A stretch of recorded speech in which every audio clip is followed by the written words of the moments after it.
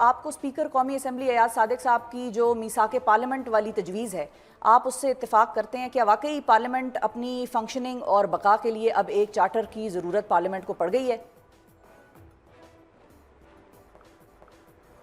देखो शिफा, ये जो होता है कोई चार्टर, ये चार्टर जब होता है जब उस पर अमल दरामद किया जा सके, कराया जा सके।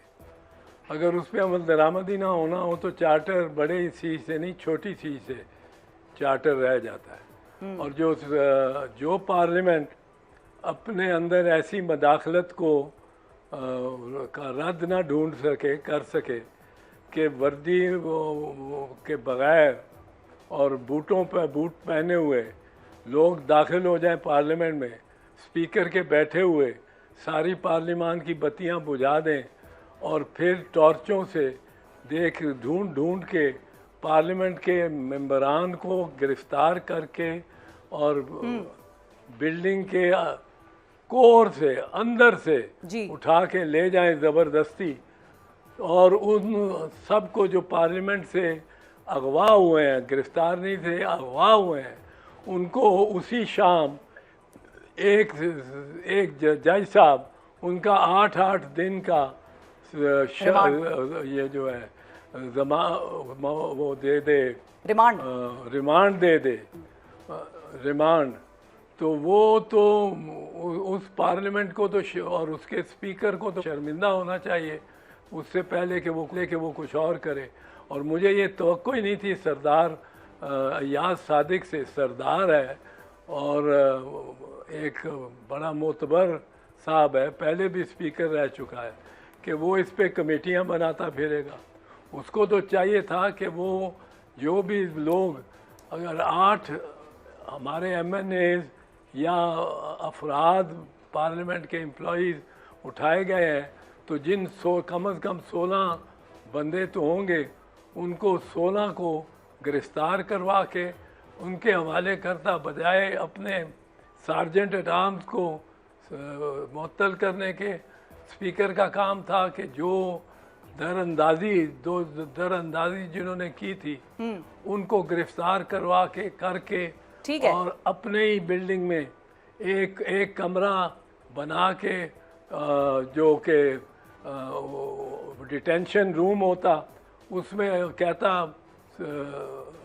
सार्जेंट एट आर्म्स को कि इनको बंद रखो, नज़र बंद रखो, जब तक इनका 18 दिन का मैं जिस्मानी रिमांड देता हूँ। ठीक है, और 18 दिन तक इनको बंद रखो, फिर सुनेंगे। अच्छा, तो बैरिस्टर साहब यानी फिर चार्टर ऑफ पार्लियामेंट भी चलता। ठीक है, फिर चार्टर ऑफ पार्लियामेंट आता। लेकिन आपकी बात का अगर लुब्बे लुबाब मैं समझ पाई हूँ चार्टर ऑफ पार्लियामेंट के हवाले से, तो आपका मानना या आपका कहना यह है कि जब तक किसी चीज़ पर अमल दरामद ही ना हो तो चाहे 100 चार्टर भी साइन कर लें, उसका फ़ायदा कोई नहीं है।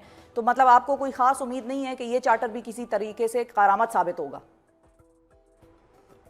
देखें जी, पार्लियामेंटेरियन से जो आजकल खासकर बैठे हुए हैं, कान पक गए थे सुन सुन के। ये तकरीरें कर रहा था ख्वाजा आसिफ और प्राइम मिनिस्टर और दीगरान के पार्लियामेंट सॉवरेन है, ये सॉवरेन है, अदलिया का क्या काम है इसकी तरफ आंख उठा के भी देखे। हम जो लॉ बनाएंगे वो ही लॉ होगा, वो नहीं जो उसकी तशरीह सुप्रीम कोर्ट करेगा। कहाँ का सुप्रीम कोर्ट है? कौन है ये लोग? हम सॉवरेन हैं, हम इक़्तिदार आला है। अब इक़्तिदार आला तो पता लग गया हमें कितने हैं, कि उनका स्पीकर भी बैठा हुआ है और 8 बूट वाले आते हैं और बंदों को उठा के ले जाते हैं। वो किधर गए इनके नारे, हम सॉवरेन हैं? Where is the sovereignty of parliament? ख़त्म हो गई इस मुल्क में। वो बिल्डिंग मिसमार हो गई। गजा में जिस तरह नुकसान क्या हुआ बैरिस्टर साहब इस सारी सूरत हाल का? हम अगर आपसे सुनना चाहें, ज़ाहिर है आपने पार्लियामेंट में भी बहुत वक्त गुजारा, सीनियर तरीन सियासतदानों में आपका शुमार होता है, लॉ को आपसे बेहतर शायद ही इस मुल्क में कोई समझता हो। इस सारी सिचुएशन का नुकसान हमारी जमहूरियत को, पार्लियामान को क्या हुआ?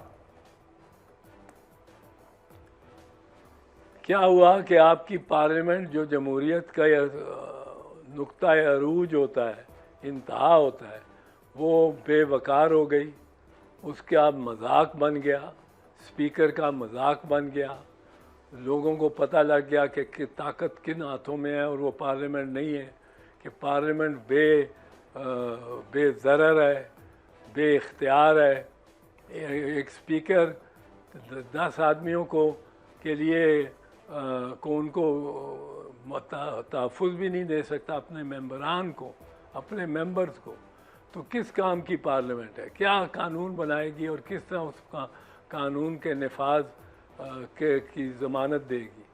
आज मिसमार होगी, कल मेरी रात को मिसमार होगी पार्लियामेंट। ठीक है, तो बैरिस्टर साहब एक और चीज़ भी सामने आती है हुकूमत की जानिब से, जब हम नून लीग के रहनुमाओं से खास तौर पर बात करते हैं और उनको कहते हैं कि भाई ये चीज़ सही नहीं हुई है, क्या आप कंडेम करते हैं, उनसे पूछते हैं तो वो एक ही सांस में उसको कंडेम तो कर देते हैं, लेकिन उसी सांस में वो ये भी जस्टिफिकेशन दे देते हैं कि भाई उन्होंने तकरीरें भी तो एंटी स्टेट की हैं, किस किस्म की सख्त तकरीरें की हैं, रियासत मुखालिफ तकरीरें की हैं PTI वालों ने, तो फिर देखें अरेस्ट तो बनता था ना। नहीं, अरेस्ट तो किसी सूरत भी स्पीकर की मर्जी के बगैर, की रज़ा के बगैर नहीं कर सकते थे।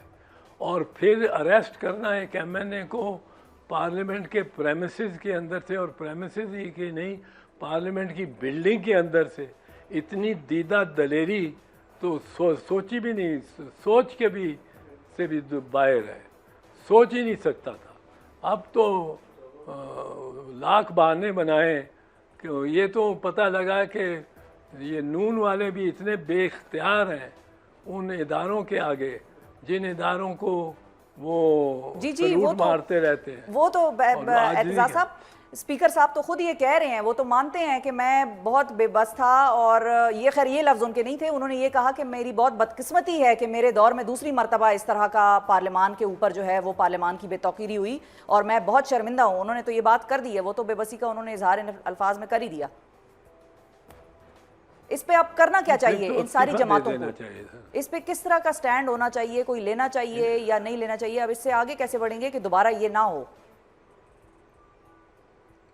देखें, 105 आज से 400 सवा 400 साल पहले 1605 में बरतानवी पार्लियामेंट के अंदर कुछ बारूद लाने की कोशिश की गई थी।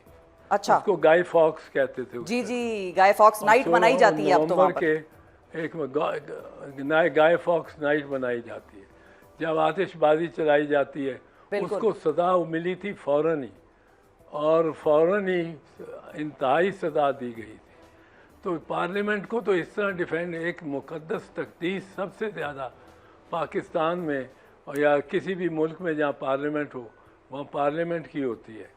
तो ये अगर वो नहीं कर सकते तो फिर घर को जाएं।